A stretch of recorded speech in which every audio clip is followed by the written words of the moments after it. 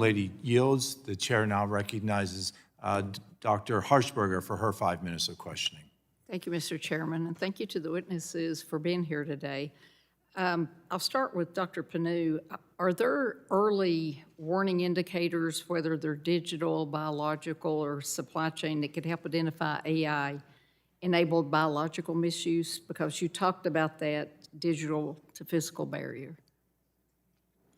Thank you for the question.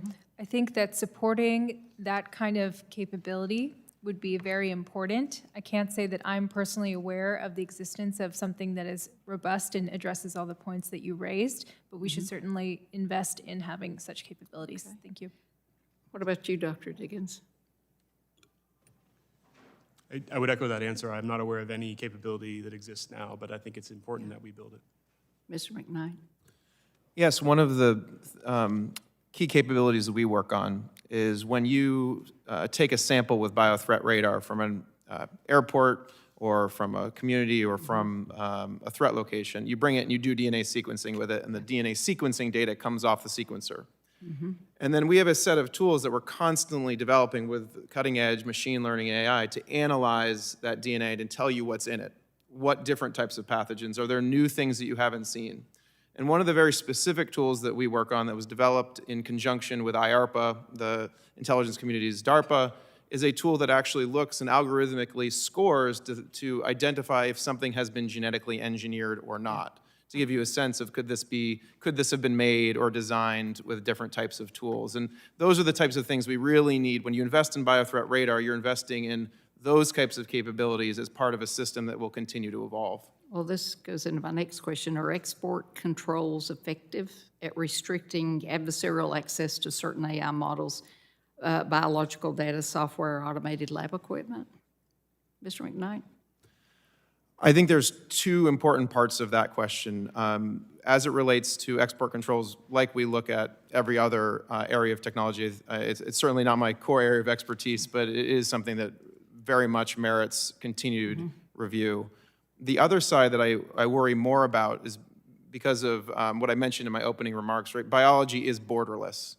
We know because it is distributed, it can be done, and I think Dr. Diggins and I talk a lot about the DNA, even the DNA synthesis screening topic. Well, adversaries aren't going to follow our rules. You can make DNA in a garage or in your own laboratory, so there's other ways to get around if you look for nefarious purposes. So unless we are aggressively investing in our own innovation, adversaries outside or other places outside of the country they don't need our export. They will build their own capabilities that will outpace what we do. Well, it's what Dr. Diggins said about two reputable companies that make synthetic DNA. That's a little bit frightful. And Mr. McKnight, you said that we need a large-scale system to detect biothreats. So which nations are we working with on these biothreats?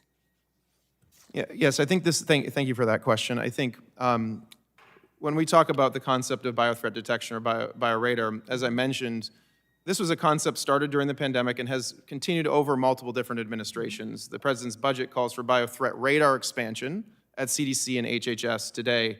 That is absolutely critical. But also at State Department, what is going on is in the process of negotiating a set of new bilateral MOUs with our friends and allies around the world. They are incorporating the concept of biothreat radar in partnership with HHS CDC to deploy that in a similar way in countries that are partners with us. So then you can see how that develops a system where there's a US-built and partnered technical system for verification of biothreats on a bilateral and then multilateral basis with our partners. And that's being worked on by the State Department today. Just 2 weeks ago, they announced the first of those during the MOU with Rwanda with the announcement of the DRC-Rwanda peace agreement. Good. I've got like 40 seconds left, and I guess Dr. Diggins or Dr. Panu, is it possible for scientists to put like a watermark or a distinctive genetic signature in a modified virus to show where it came from?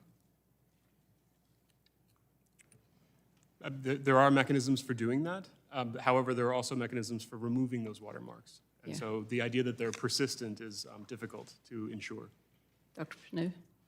I second that comment exactly. I think the other challenge is once you have a virus that's out in nature, we don't know whether those watermarks persist over time. Yeah, so it's not that accurate, is what you're saying. Okay, thank you to the witnesses, and I yield back, sir. The gentlelady